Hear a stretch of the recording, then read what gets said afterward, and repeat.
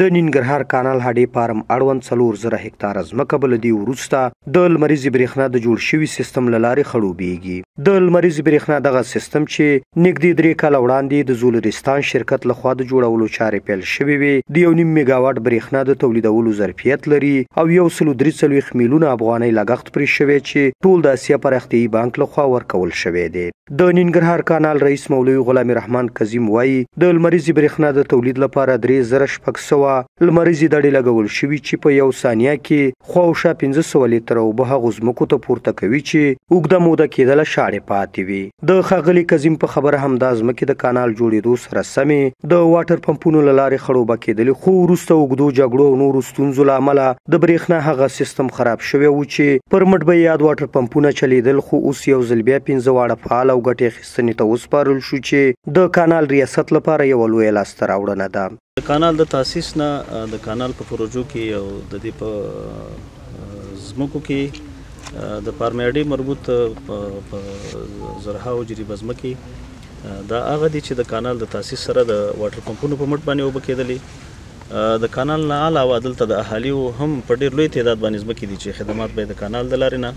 د همدغې واټر پمپ په مټ باندې کېدله. په اواخرو کې چونکې دلته د بجلۍ مشکلات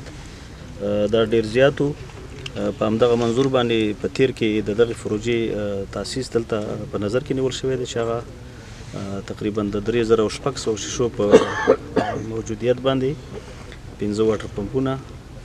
او تقریبا د 4000 نه بره هکتاره ځمکه دا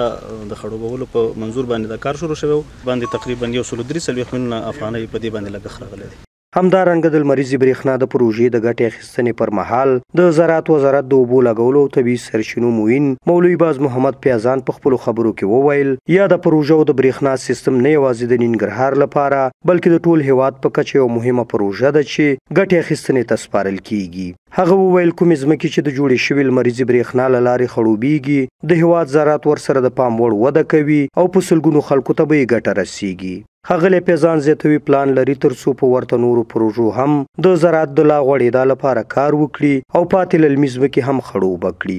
په سلګونه میلیونه پر دې باندې مصرف شوی دی او د ډېر د 100 هکتاره ځمکو دپاره دا د جلال آباد دپاره نه دی، دا د ټوله تماما افغانستان دپاره یو پرمختګ دی، یو خوشبینی ده. امارت اسلامی افغانستان د تماما افغانستان دپاره د یو پرمختګ لپاره ټینګ هوډ لري. نه په دې باندې کفایت نه کوو، نور هم د زراعت وزارت خصوصا د آبیارۍ معاونت په پلان کې لري د بودجې په پیدا کولو باندې داخلي یا خارجي چې دا رقم نورې پروژې هم موږ پرانیستو او هغه هم ګټې اخیستنې ته وسپارو. هاخوا د زولرستان شرکت مسؤلین چې خواوشا 3 کاله وړاندې د لمریزې برېښنا په دغه سیستم کار پیل کړی و وایي په ټولو معیارونو برابرې چارې سرته رسولي دي. هغه له مسؤلینو غوښتنه وکړه چې د لمریزې برېښنا په واسطه د شاړو دښتو خړوبول یو ګټوره پروژه ده او د ننګرهار په شمول د هیواد په نورو ولایتونو کې خصوصي پانګوال یادې چارې ته وهڅوي. شخصي سرمایه گذاران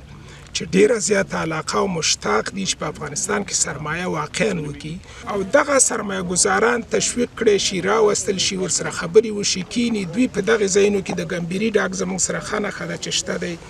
په دغه د ایسارشهي په مناطقو کې موږ ځمکې لرو، نو د دې نه استفاده کیږي جناب معین صاحب چې موږ یې ترې وکړو او موږ په همدغسې پروژې په قندهار کې لرو، په هلمند کې لرو، یعنې هغه خلک هلته موږ تشویق کوي. مسؤلین وایي که نړیوالې مرستې جلب کړي د ننګرهار کانال اړوند 5 فارم چې د حصار شهي دښته کې شتون لري هم د کانال له اوبو خړوبولی شي چې د ځمکو اندازه یې زرګونه جریبو ته رسیږي. سهار ګل احساس، هوریت راډیو، ننګرهار.